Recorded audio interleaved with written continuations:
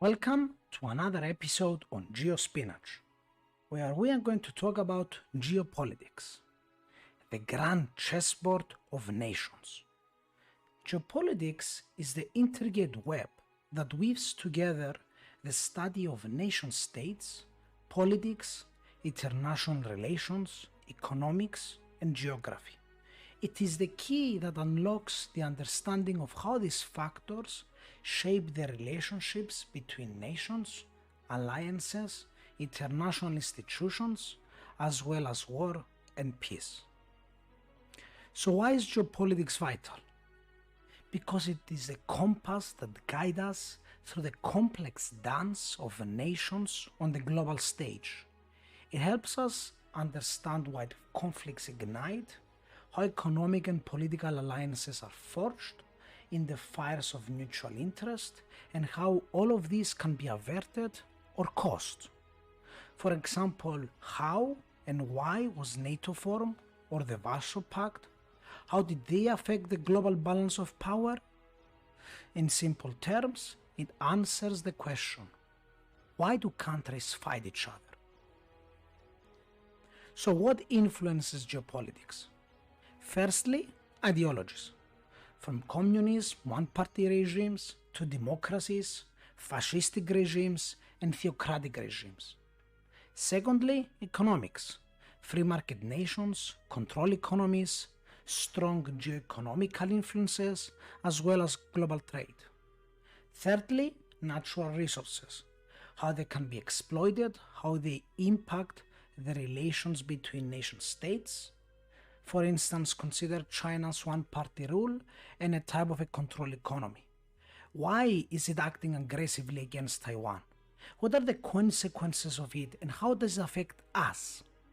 Or for example, Saudi Arabia, controller of oil and its massive influence in geopolitics, despite its small economic and military power level.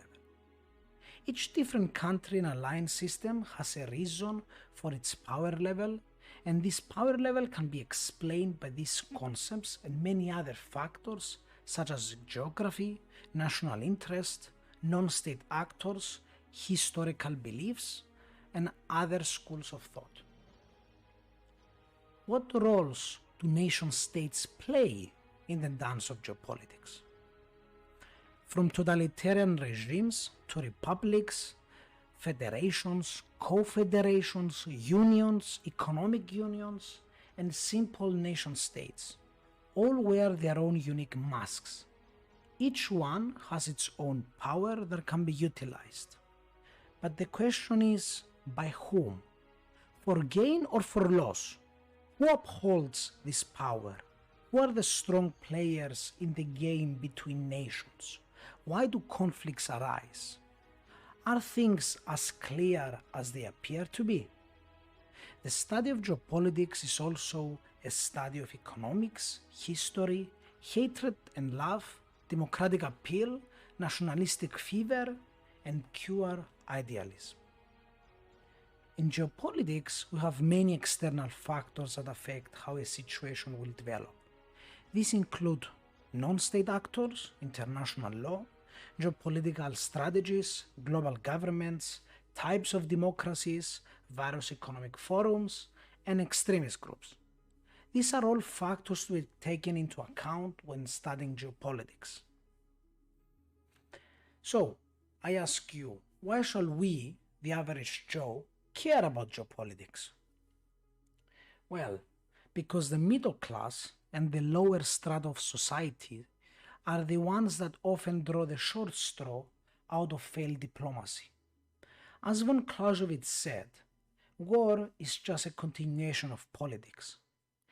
Imagine a colossal trade war erupting between two titans like the United States and China. The shock of such conflict, like a massive wave, it will ripple across the globe, making everyday goods more expensive and life harder, especially for the middle class and the lower strata of people. Or consider a conflict like the one in Ukraine, a massive grain exporter. The smaller, generally poorer countries are the ones getting economically and practically starving because of it. So it's vital for us to understand the social impact that geopolitics has on our everyday lives and how we as individual citizens should look into our own country, understand our position, and thus push our politicians or ourselves to the path that either benefits us or benefits the world according to our beliefs. And here is the caveat of geopolitics. There is no right answer. Each actor will act always believing that what he or she is doing is the right thing.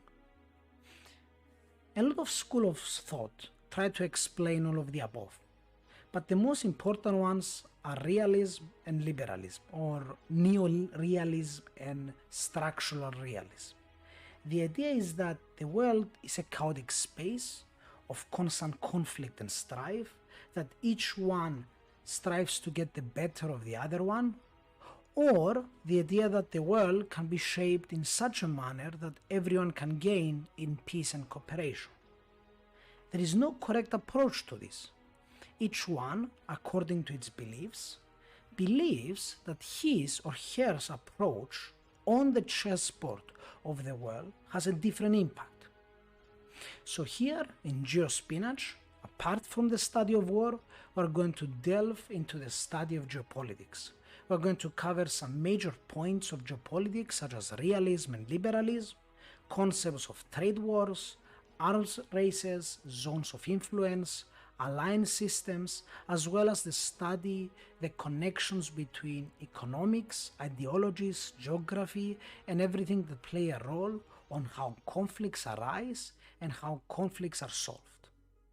So stay tuned for more.